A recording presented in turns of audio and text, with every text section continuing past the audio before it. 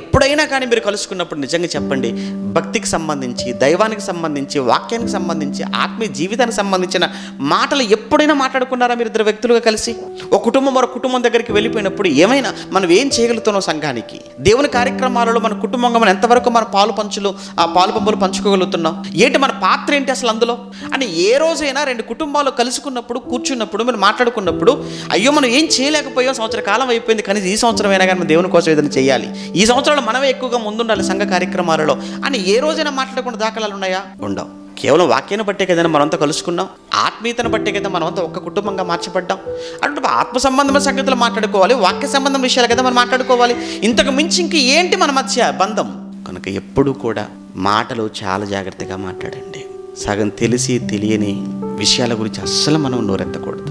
ఏదైనా మనకు తెలిస్తేనే తప్ప, అది కూడా నాకు తెలిసిన విషయాన్ని నేను వారితో మాట్లాడితే అది వాళ్ళకి ఎంతవరకు ఉపయోగపడుతుంది, అది ఎంతవరకు వారికి మేలు జరుగుతుంది? మరి వారికి వినేవారికి అది మేలు కలగనప్పుడు, వారికి క్షేమం కానప్పుడు, వారి ఆత్మీయ జీవితానికి అది ఉపయోగపడనప్పుడు, వాళ్ళు ఇంకా పాడైపోతారు అనుకున్నప్పుడు నేను ఎందుకు చెప్పాలి? ఆ విజ్ఞత మనకు ఉండాలి.